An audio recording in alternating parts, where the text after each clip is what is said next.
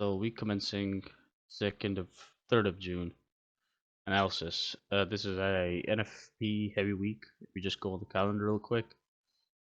Busy Monday, as you can see, ISM, HCOB manufacturing figures. They do tend to cause volatility if they are occurring in the London session, as we've discovered before.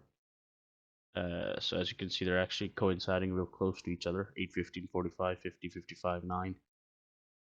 Um, so that will cause some upset price action now because they're like kind of scattered around for different countries. The greatest impact that I'm expecting is, of course, going to be the the the German and the French one because they're the bigger economies, so expecting them to have a bigger impact, and then of course the euro as well. So these two are I think gonna see a big change basically. So like the big move is probably gonna occur just before or at 9, I think. But of course, this might just be something that we may need to just kind of avoid. I know normally it's tempting to just trade the Monday London session of the NFP week as it tends to be extremely clean sometimes. Not all the time, but sometimes, yes, it does tend to be clean, okay? But what I would, general piece of advice going into this week, looking at how much red news we have, as you can see here, we'll just cover that, is that just take it easy. Make sure if it's a scalp, then on your higher time frame, everything else is met, and we're just going to use the scalp entries to get ourselves a better, a scalp basically. The scalp. Whole point of a scalp is you're getting in with a smaller stop. But how you avoid the possibility of hitting your stop is by entering it absolutely when it's confirmed. Yes, that does mean sometimes you kind of enter a little bit late, but you're not entering above mean of the dealing range. Okay, the 50%. The equilibrium. So what that does is you can quickly get the 2R hit. A lot of the times you'll see it gets hit really quickly because we're aiming for inefficiency, a lower part of an inefficiency, and there's just so much magnet, pulling price towards it that it's just so easy basically. As soon as I get in, boom, it explodes in my favor. 2R hit, close the trade. Okay.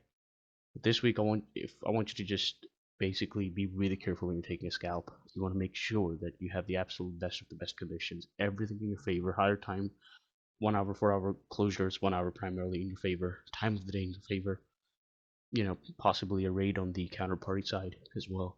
And then, of course, a 5 minute shift, okay? Once you have all these elements, of course, not to mention the price element of the higher time frame in your favor, or the intraday at least, to the very least, in your favor, then yes, go for it. Now, a lot of red news, right? Jolts, so that will move it.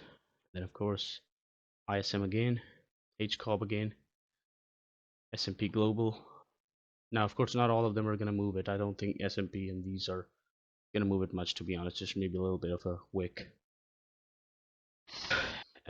Likewise, these may not necessarily move it. ECB, I noticed used to explode it, but recently, it doesn't do that much. But do keep an eye on the interest rate because we want to know that because we're going to go on this tab here and check that on Wednesday. Um, sorry, Thursday. Yeah, we're going to check the interest rate to see what it is because if it's higher, then that's a really, really easy, clear indication that euro's up for the risk on scenario. And of course, you have the big event of the week, the NFP. Again, goes without saying, avoid it. Okay, this is a really good study, not to be traded. 50-50. Yeah, if you get something in London for it, go for it. Okay, but don't even, you know, think about anything about New York.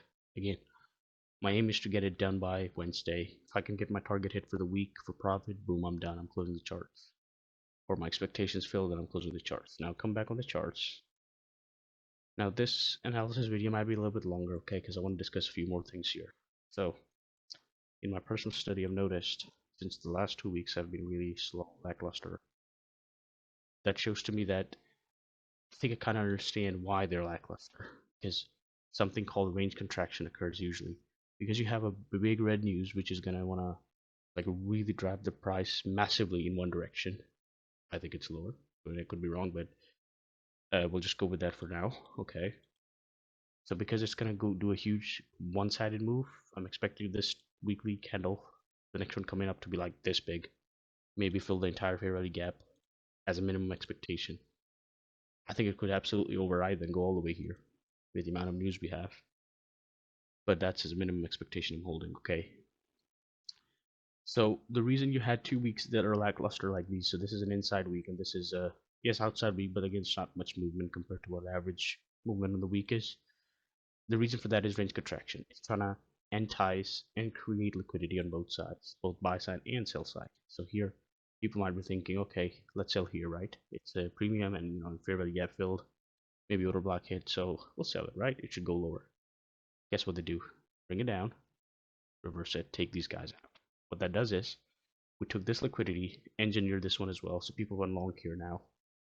And then again, we went down here, took them out, created new liquidity. People put stops here. Some people are still long here from Friday, maybe. Stops are equal lows, So it's engineering, and obviously likewise above these two equal highs as well.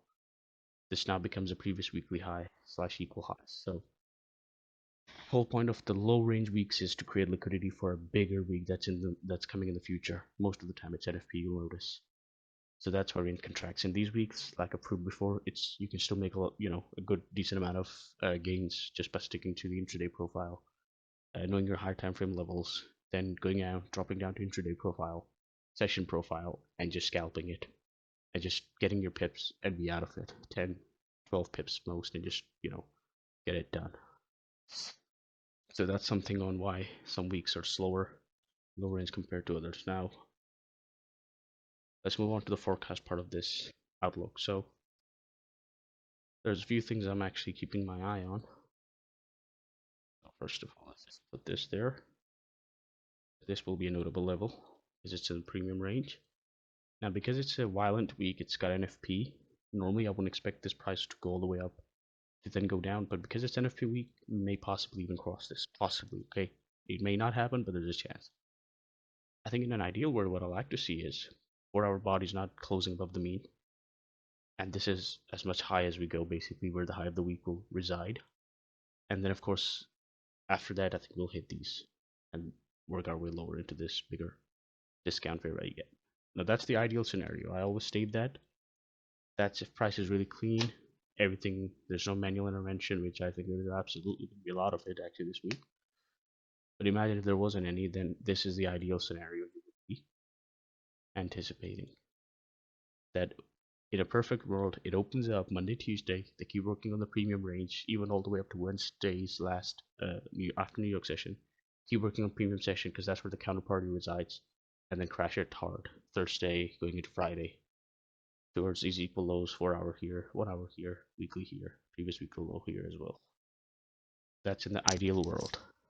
Is it gonna happen? Most likely not because NFP. But I need to state that. So that's first scenario. That's in the what about the other one? Let's be practical. I think it could very easily open up and just start dropping down, a bit like what happened last week. I'm expecting it to fall lower. It doesn't. What it does is it opens up and just starts going lower. I'm like, suspicious. This is gonna be a harder week, and it was because it was just, range bound.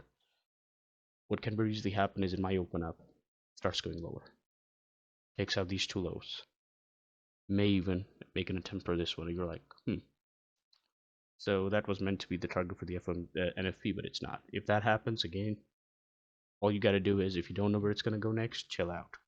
Okay, just what? Just wait, basically. Okay, whatever your next high probability draw is, take a scalp. Okay, and then you just purely stick with scalps. But should this scenario play out, I would possibly look at a intraday slash swing. Okay, not guaranteed. If this plays out, how about that? Okay, I don't personally think it's gonna be as easy. I expect it to be very messy, but if should it be that easy, then I'm making myself ready for it. So the last part of this outlook is just I'm going to discuss the Euro USD.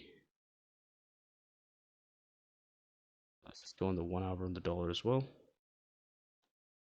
And just real quick, daily again. It's the opposite of the dollar. I'm expecting this to head lower. So this, okay? And then of course the bigger one. Well, it doesn't have one actually here. Maybe on a weekly one.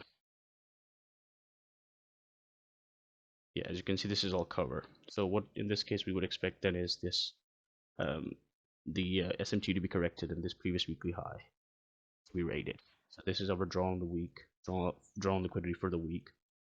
And just like I said, you have a premium 4-hour fair value gap here, acting as the weekly resistance, which is actually this. To be more precise, we cover that, so it might actually be this. Market structure shift, trap shorts, intraday, intra-week basis, and then reverse them. That could be something they could do. But the weekly target is that again. Ideal scenario is what I've stated. It may not do that. It might start going straight away to this and even actually take this out successfully, in which case we're in for a very messy week. That's my weekly expectation hit. Then all I'm really doing after that is letting the daily chart close for Monday, not trading it. Let Monday close, and then just engage it on the next session. If it's really premium on Monday with a close, then I'm gonna look forward to Tuesday. If it's really one-sided on Monday, which it can be, and it takes previous weekly high out, then the London session that's gonna come to me on Tuesday, very high probability for a short. Internal range short kind of scenario. So that's something to look out for. Thank you for watching.